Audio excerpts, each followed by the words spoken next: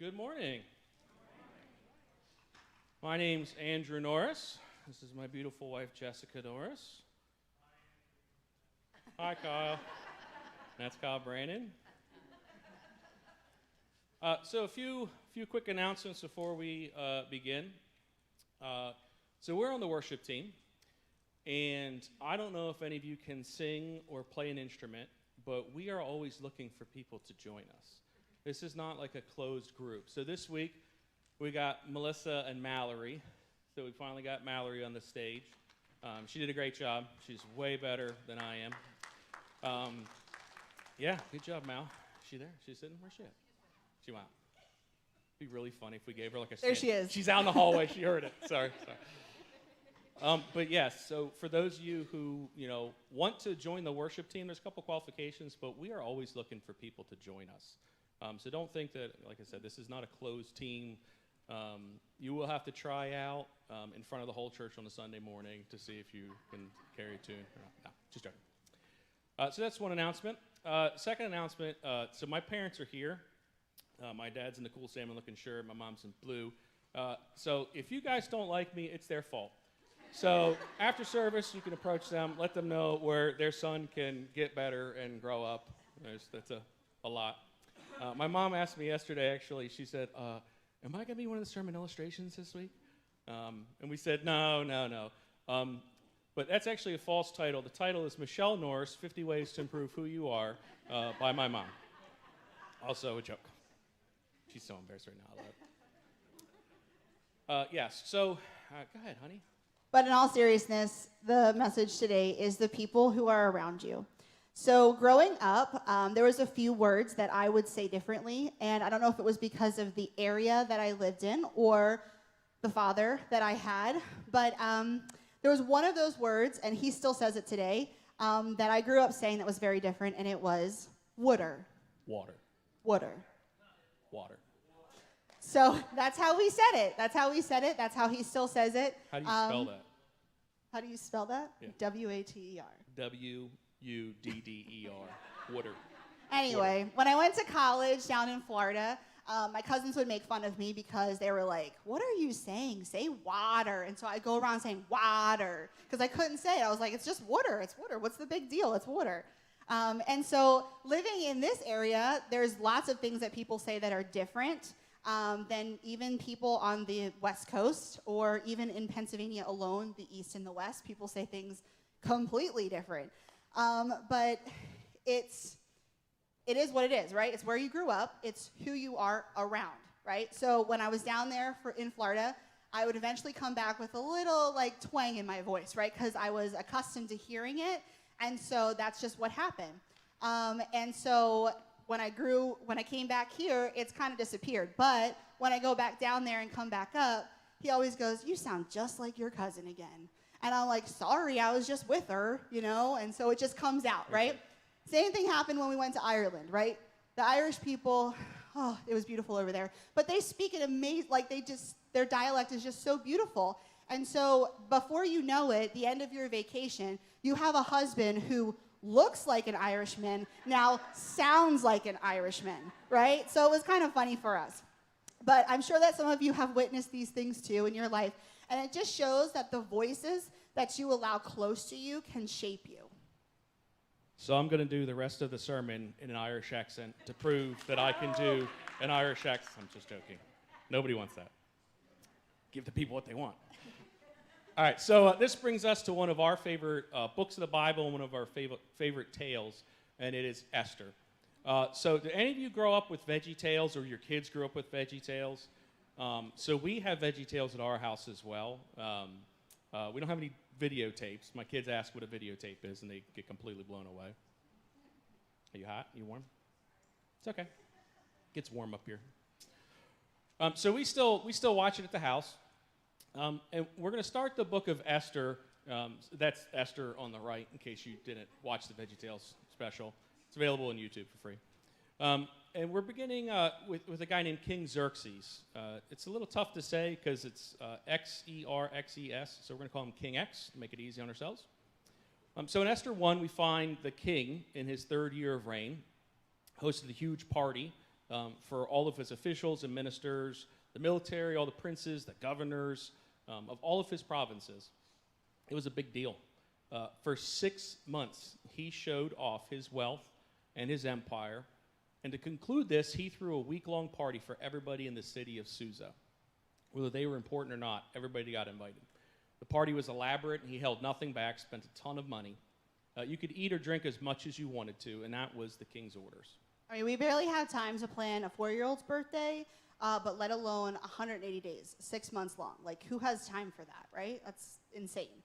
Anyway, the queen, Queen Vashti, she was having her own party in the castle somewhere else with her girlfriends, right? So something that I would imagine is like Princess Diaries. We've seen that, right? Where they all are mattress surfing down the grand staircase. They have ice cream. They're watching movies, probably getting pedicures, right? That's like the life, right, of a woman? Sure. But maybe that's probably not what was happening. But on the 7th day, the king was like, hey, I want to show you off to all of my party guests. And she just flat out refused. She was the queen, but she was not an object to be shown off. So on the 7th day, she refused, and the king was really, really angry because he was like, you're going to listen to me and, come. So he didn't know what to do. So what does a king do? He goes to his advisors. He goes to his counselors, and he says, I need help. So in Esther 1:16-20, I'm going to read from the Message because it's pretty easy for an idiot like me to understand. Memucan spoke up in the council of the king and princes. It's not only the king that Queen Vashti is insulted, it's all of us, leaders and people alike in every last one of King Xerxes' provinces. The word's going to get out. Did you hear the latest about Queen Vashti? King Xerxes ordered her to be brought before him, and she wouldn't do it. When the women hear it, they'll start treating their husbands with contempt. The day the wives of the Persian and Mede officials get wind of the queen's brazenness, they'll be out of control. Imagine that, a woman with her own wine. It's crazy. Is that what we want, a country of angry women who don't know their place? So if the king agrees, let him pronounce a royal ruling and have it recorded in the laws of the Persians and the Medes so that it cannot be revoked, that Vashti is permanently banned from the king's presence. And then let the king give her royal position to a woman who knows her place. When the king's ruling becomes public knowledge throughout the kingdom, extensive as it is, every woman, regardless of her position, will show proper respect to her husband. The king and the princes liked this idea. The king did what was proposed. He sent bulletins to every part of the kingdom, to each province in its own script, to each people in their own language. Every man is the master of his own house. Whatever he says goes. The king was convinced by this advice, and he took it, which leads us to our first point. The wrong people around you can wreck your judgment. King X was surrounded by advisors who encouraged bad decisions, like getting rid of the queen just because she refused to listen to him.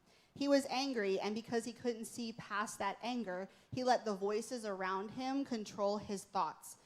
I don't know about you, but sometimes I can get angry, and if I'm hearing the negative in my ear, what happens? We just let those things take over us, and then those are the thoughts that we have, right? But then there's times where we make these decisions and we regret them. Who has regretted a decision? I have regretted a lot of decisions or a lot of choices in my life, right? And so that's exactly what the king did. He regretted those things, and he cooled down for a little bit. So sometimes we have to take a step back. He took a step back, and he thought about it, and he was second-guessing himself. But then his advisors started to come into his ear, and they were like, dude, we're going to find you, like, the prettiest queen there ever was, and she's just going to be amazing, and she's going to be so much better than Queen Vashti, so your decision is totally cool. And because of that, he was like, yeah, you're right. Why am I second-guessing this? You're right. I want someone new. I want someone better. Yeah, let's search for a new queen. So that's exactly what happened. So how many of you are seasoned enough and blessed in the Lord, senior saints, if you will, to remember President Nixon? Anybody remember President Nixon? A couple young guys in the front? Yeah. So President Nixon, he had notable accomplishments. He had been around in the Senate forever, a real popular guy. He won 49 out of 50 states in his victorious election in 1970 or whenever it was. Thank you, Stephen. Dude knows his stuff. It's amazing. So he was, he lost Massachusetts The whole map was red. But he still had doubts, so many doubts that what do we remember him for? Watergate. Nobody remembers the guy for, having the biggest landslide in history. They remember Watergate. He had doubts and worries about his futures that led up to this scandal. Instead of, trusting what he knew, he listened to the close advisors who encouraged a win-at-all-cost mentality. Instead of challenging unethical behavior, it was encouraged. Rather than speaking truth, they strategized cover-ups, and Nixon listened. He didn't stop to ask the deeper questions. He didn't seek outside counsel. He didn't pause for moral reflection. Like the king, who hastily, on the advice of some insecure men, banished the queen, President Nixon made decisions that spiraled into disaster, not because he lacked power, he was the president. Not because he lacked popularity, he won 49 out of 50 states, but because he lacked discernment. Right, and so in the end, he resigned in shame. Leaders don't just fall for zero reason. It's not like, I didn't see that coming, because obviously he did. They fall when they stop seeking wisdom. When we surround ourselves with only people who tell us what we want to hear, like people in history, then we stop listening to God's voice amidst the noise. We're just one decision away from a disaster. Discernment isn't always about hearing more voices. It's about knowing which ones to trust. Yes, that's very hard. But it's not about us. It's not about who we listen to. It's about how we listen. Is it godly counsel? Does this make me feel comfortable? And the whole comfortable part is the Holy Spirit inside of you. The king had the position, but not the wisdom. We need both of those. We need discernment and we need wisdom in that. But the Holy Spirit is there when we ask him to be there in our lives, and then we can make those decisions. So in chapter 2, we find the king looking for a new queen. And this is where Esther and Mordecai come into the tale. So Mordecai's the dude with the cool blue hat, and Esther's in the middle. No, Wait. Mordecai is the little police officer, P guy, and Esther is the queen. The king is the one in the blue hat. Oh, that makes sense. It's been a while since I've watched this. Guess what I'm doing this afternoon? So this is where they come into the tale. So I'm not going to read the entire chapter because reasons. So they're cousins. This is Cliff Notes version. So they're cousins, but Mordecai more or less had adopted her. So they were very close. Mordecai was wise and told her, don't tell anyone that you're a Jew. Esther was told that she had to have a full year of beauty treatments before she was able to be presented to the king. I don't know about you, but I would be pretty offended if somebody told me I needed a whole year's worth of beauty treatments before I could get presented to her. So she became not only his favorite concubine, which is obviously a unique term, but the queen. And Mordecai uncovered a plot to assassinate the king, and he let Esther get the credit. So now that we're all caught up, the next point is free. You ever do this when you're preparing a sermon and you get like a point that's not really associated with everything else, and you're like, it's too good for me not to share? This was me. The point is free. Sometimes the circumstances around you were not set by you, but rather set for you. For good or for bad, you have to pray for the Lord's will no matter where you are at. Sometimes your work situation is great. Other times it's terrible. Sometimes the person before you that had your job got fired or was banished from the kingdom. Sometimes your parents at the PTA are wonderful to work with. Sometimes the parents of your soccer team think you're an idiot. That last one was a little personal. Esther didn't ask for Queen Vashti to be banished. She didn't ask for Mordecai to overhear the assassination plot. But when the opportunity came to do something for the Lord, she was ready. Right, and so as we continue in chapter 3 of Esther, we're introduced to our new character, and our new character is a villain, and his name is Haman. Haman was promoted by King X to be the highest ranking official, so basically whatever needed to be done, Haman did it. And so if you questioned something, Haman was there and said, nope, you're basically questioning the king because I'm in charge. So everyone was supposed to bow down to Haman because he was in charge and he felt like he wanted everyone to bow down to him. But Mordecai was like, no, I'm not bowing down to you. He said he would never bow down to him. And because of this, Haman was completely outraged, like completely mad, wanted to end Mordecai. And when he found out that he was a Jew, he was like, wait a second, I have a better idea. Not only am I going to take you out, but I'm going to take all y'all out. Okay, so that's when he went before the king. So now his plan, it got even bigger because of his rotten self. And so now in Esther 3, we read about the opportunity for the king to take some more advice. And let's just say it's not the best of advice. So in Esther 3, Haman then spoke with the king. There is an odd set of people scattered through the provinces of your kingdom who don't fit in. Their customs and ways are different from those of everybody else. Worse, they disregard the king's laws. They're an affront. The king shouldn't put up with them. And if it pleases the king, let orders be given that they be destroyed. I'll pay for it. I'll pay for it myself. I'll deposit 375 tons of silver in the royal bank to finance the operation. That's how much you know the guy hated him. 375 tons of silver, he's willing to pay it himself. The king slipped his signet ring from his hand and gave it to Haman, the son of, I can't say that name, the Agagite. Yep, probably said that wrong. The arch enemy of the Jews. Go ahead, the king said to Haman. It's your money. Do whatever you want with those people. The king's secretaries brought it in on the 13th day of the month. The orders were written out word for word as Haman had addressed them to the king's satraps, the governors of each province, and the officials of each people. They were written in the script of each province and language of each people in the name of King Xerxes, sealed with the royal signet ring. Bulletins were sent out to couriers all over the king's provinces with the order to massacre, kill, and eliminate all the Jews. Youngsters and old men, women and babies on a single day, the 13th day of the 12th month, and to plunder their goods. Copies were posted everywhere, publicly, so people could see that, and be ready for the day.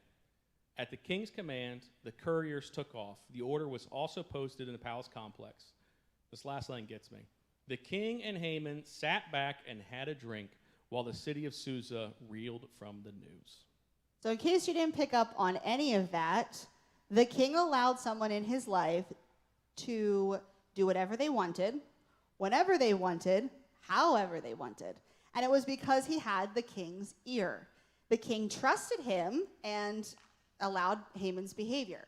Sometimes this is like going on WebMD and looking up all of your symptoms, and you realize that's probably a really bad idea, right? Because now you have rabies, right? So not good, okay? That's how I equate it to, right?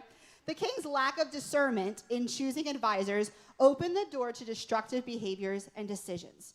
So today, who has your ear? When we surround ourselves with people driven by pride or fear or personal gain, we risk being steered off course. In friendships or workplaces, we must be discerning to the voices that we allow to influence us. How many of you have social media? Facebook, Instagram, Snapchat, TikTok, all of that, right? How many of you are invested in the lives of the people you see on Instagram, even though you have never met them? But somehow, some of us are like, that sounds good, I'm going to take that advice today. Oh, they really spoke into me today. And sometimes we don't even know who they are. We don't know anything about them. So sometimes the people we allow in our lives on social media that we never met in real life, we're taking their advice when we probably shouldn't. Are we allowing ourselves to freely listen and not go to God to see if what his word says aligns to what those people are saying? The same thing is true to some of the false teachers and preachers that we listen to online. A lot of these people are just getting the likes. Why are they getting the likes? Because the likes boost their pay on all of these social medias. So if we're listening to this, it sounds good. We need to then go to the Word of God to make sure that the Word of God aligns with what they're saying. Otherwise, we're in the wrong, right? We're just like the king. So, once again, who has your ear today? So the right people around you, though, can help you step into purpose. In Esther 4, Esther and Mordecai are hanging out. And in this story, prior to Esther becoming the queen, Mordecai told her, don't reveal that you're a Jew. He could sense that there was danger in this. So up until now, no one knows that the queen is a Jew, or even that Mordecai has adopted her. The news quickly spread that the Jews were to be destroyed. Esther feared for her life, even though she was the queen. She saw what happened to the girl before her. Mordecai wanted her to approach the king and beg for her people's lives to be saved, even herself. Back then, no one just approached the king, even the queen. Before you were called before him, they had to more or less invite you. And he'd hold out a golden scepter, and that pretty much approved you to be there so they wouldn't just kill you. She hadn't seen the king in over 30 days, and the first time she's going to go see him is to beg for her people's lives. Right, so in this situation, Mordecai was more than just her cousin. Especially in this moment, he was her God-placed voice of wisdom and courage. So one of the most famous passages, which is on the screen, comes from Esther 4:14, where Mordecai says to Esther, when Esther hesitated to approach the king, fearing for her life, Mordecai told her, if you keep quiet at a time like this, deliverance will come for the Jews, but will arise from another place. But you and your relatives will die. Who knows that if perhaps you were made queen for such a time as this? Who knows that you have come to this royal position for such a time as this? Mordecai called her up into her purpose. He basically called her out, right, too? Like, don't be a chicken. Like, you got this. You are called for this, for such a time as this. We all need people like Mordecai in our lives, those who speak love to us enough to speak truth and to call out our potential. Who in this room knows who Billy Graham is? Know who Billy Graham is, right? Amazing pastor, speaker, evangelist. Early in Billy Graham's career, he saw that God was doing amazing things in his ministry, in his churches. It was growing. The spotlight was on him. But instead of just like waving the ride of success, he decided that he would grab all of his closest team members and council members together. And he asked them one valuable question. He said, where could all of this go wrong? Instead of where all this could go right, because they're already there, where could all of this go wrong? So in a small hotel room in Modesto, California, Graham and his closest friends and advisors and team members prayed and honestly talked about all the things that could go wrong that they have seen, the pitfalls of ministries out there, sexual temptation, money issues, pride, and so on. And in that room, in that hotel room, they made a pretty powerful commitment that they would hold each other accountable and that they would walk with integrity. And that moment came as the Modesto Manifesto, and it shaped Graham's entire ministry today. Because he listened to the godly people around him. He built a ministry that was based on humility and integrity and longevity. While other ministries around him were stumbling, he stayed steady, not because he was perfect, but because he humbled himself enough to listen to the wise counsel that he had for him.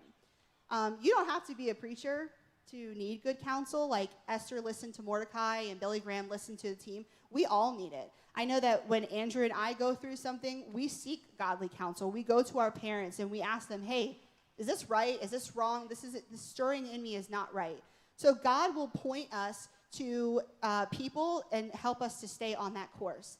The difference between a moment of success and a lifetime of fruitfulness is often found in those you choose to listen to. Billy Graham's strength just wasn't preaching. It was his humility to listen to wise counsel. And just like Esther did, she listened. And because she listened, she made a huge difference. So the Bible has a lot more to say about counsel than obviously just in Esther. We looked at Proverbs for a lot of this. Proverbs 15:22, plans fail for the lack of counsel, but with many advisors they succeed. Proverbs 19:20, listen to advice and accept discipline, and at the end you will be counted amongst the wise. We got to surround ourselves with people who push us towards faith and not towards fear. Are the people around you helping you step into God's given calling for your life? Proverbs 27:9 also says, the heartfelt counsel of a friend is as sweet as perfume and incense. It also sometimes feels like a ton of bricks, depending on how hard that counsel is. Iron does still sharpen iron. In Ephesians 4:29, do not let any unwholesome talk come out of your mouths, but only what is helpful for building others up according to their needs, that it may benefit those who listen. And that verse in particular, I'm laughing at my daughter because she's like, oh no, she's going to talk about me. This week we talked about Ephesians 4:29, about our words. And so when I talked to the girls about that verse in particular, about using wholesome words and being helpful for building each other up according to their need, I said that our words should be helpful to build up and empower others to walk worthy and in step with God for our lives. And I also said that our words should provide needs for others, whether it's a need of encouragement or it's the truth of God spoken in love, like Mordecai did with Esther. And lastly, our words should be beneficial, meaning that they should add to the lives of those that they hear. I think that Mordecai did all three of those things when he was talking to Esther. He definitely encouraged her. He definitely asked her to step up, but he also spoke the truth of God into her life. I know that in almost 13 years of marriage, there has been times where we both have to encourage one another because we're not going to do it by ourselves, right? And so, but there's other times where it's like, hey, dude, like, you got to step up. Like, this is what the Word of God says, and he does the same thing to me. So we need those people in our lives that speak truth to us. And sometimes, like he said, that truth, sometimes it hurts. And sometimes we step on other people's toes. But that's what the Bible and God has called us to do. So just like Mordecai, the right people around you remind you of your calling. So as we pause to think about that, who's been calling you to step into your purpose today? Do you have somebody who's been calling you to step into your purpose today? And lastly, the circle of people around you can shape your legacy. So I'm not going to read the rest of Esther word for word. You can thank me later. So chapter 6 through 10, it's the story of a new prime minister, a changed king, and a courageous queen. Once Esther gained the king's ear and truth replaced flattery, the king made just and redemptive decisions. Esther revealed that the man, Mordecai had saved his life prior, was a Jew. And because of the order that he had decreed, she and Mordecai and all her people would be destroyed. The king was outraged, and he found out that it was really Haman playing games that caused this. Haman was removed and killed on the very pole he intended to impale Mordecai on. Now listen, I am not telling you it's the Lord's will for you to impale your enemies on a 75-foot pole. Don't take that from this message. Mordecai was a Jew, and he was honored, and the Jews were saved. Esther's boldness, guided by wise counsel, changed the course of a nation. The same king who once listened to Haman later decreed a day of protection and celebration for God's people that the Jews still celebrate to today. Your influence is often shaped by your inner circle. What kind of legacy are you building based upon who you're listening to? Jeannie Mayo, who's an influential youth pastor, she used to always say this line, "Show me your friends and I will show you your future." So this past Wednesday night, if you guys missed it, we had men and women's group. And the women's group just got done their mugging, which is where we exchange mugs, and we pray for each other, and we have prayer partners. But along with that, the ladies have started a social media group on Facebook where you can join, and they're going to post a scripture verse, and you can comment and be part of a circle, be part of a community. And so I think that it's wonderful that we have that here. So if you're looking for something like that, you need to get involved. There is a paper out there that I just saw this morning. So sign up, women, because it's beneficial for all of us to have a circle of people around us who speak life into us, who speak encouragement into us. Men on the Go is another one that Pastor Scott has started, and so men, you also have that. So whether you are a leader or a parent, a friend, a student, your decisions impact more than just who you are. Your circle can either build or break what God is doing through you. And so these groups that the church has provided for us, we need to be involved with them. We need our circle. We need to build each other up. We need that encouragement. We need to be a part of something together. The men's group also had a mugging, but really we just beat Chuck up and stole his lunch money. That was our mugging on Wednesday. Yeah, he's out now. He heard it, though, I'm sure. He'll watch it back this afternoon while I'm watching VeggieTales. So to ensure we do our part as Pentecostal ministers, we're going to repeat the entire sermon again in the next 5 minutes. And Go. go. So the wrong people around you can wreck your judgment.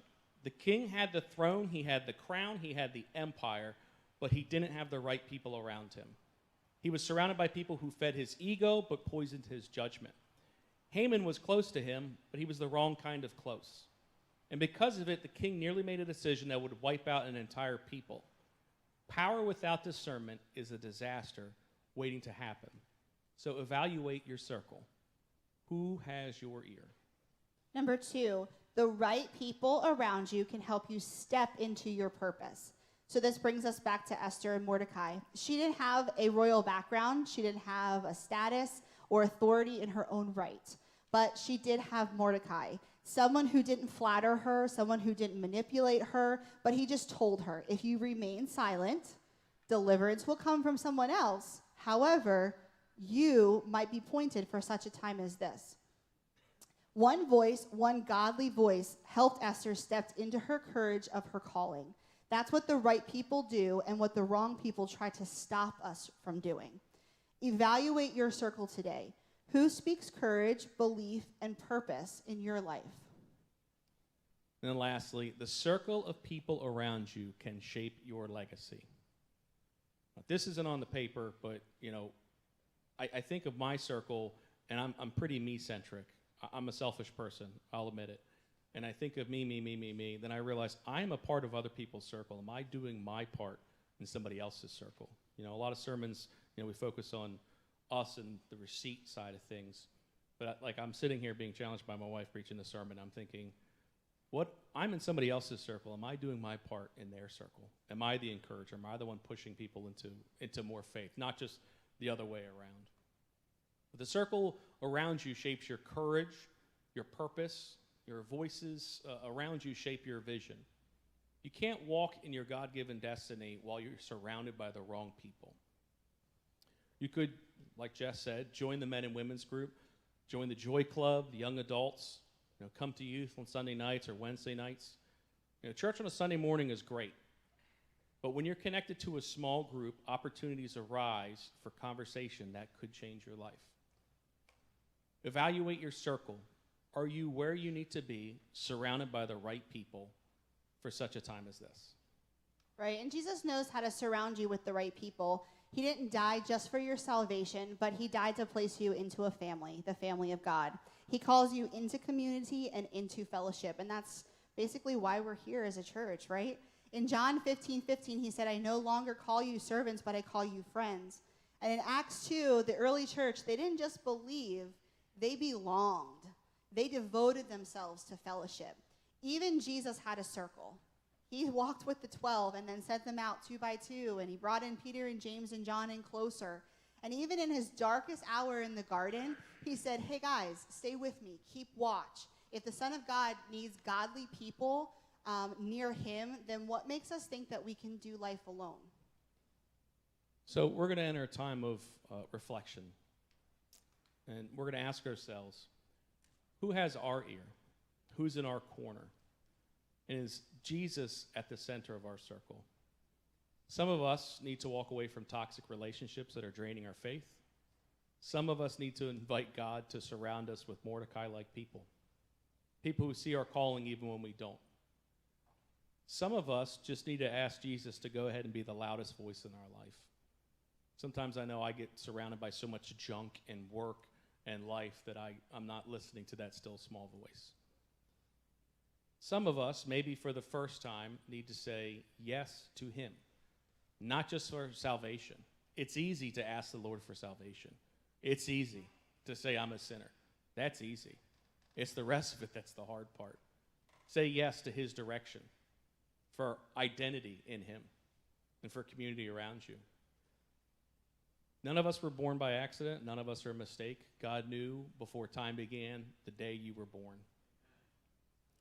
And you were born for such a time as this. He divinely appointed this sermon, this message, you being here. And you're not here alone. We have to let Jesus lead us. Let him reorder our circles. Let him call us into purpose. Now is the time, not tomorrow, not next month. None of those things are guaranteed. Now is the time to step into our purpose, surrounded by the right people, with Jesus at the center. Hebrews 12, 1-2 says, "Therefore, since we are surrounded by such a great cloud of witnesses, let us throw off everything that hinders and the sin that easily entangles. And let us run with perseverance the race that was marked out for us, fixing our eyes on Jesus, the pioneer and the perfecter of our faith." So before we close today, I know I just want to encourage you and us as a church. I want us to stand together, united. And I think that that is something that's very needed in a church, and I think that's what we need today. I think we need to be the Mordecais in somebody's life, and we need to be the Esthers who listen. We need to be the ones that not just bow down to this world, but we also need to stand up in this world, because this world is changing, and it's changing very quickly. And so some of you here, I think maybe you're surrounded with the wrong people. Maybe it's people who shape your fears instead of your faith. Maybe it's those who've led you into confusion and not clarity. I know that I've had friends growing up, and I was in a circle of friends, and they probably were not speaking the life into me that God wanted me to. And so eventually I had to push myself away from that group of friends, and I had to find a new circle of friends. And so today, some of us, we just need to draw a new circle. We just need to let God be the center of that circle, and then let others in who are going to speak our lives. So maybe some of us are Esthers too. Maybe we're hiding.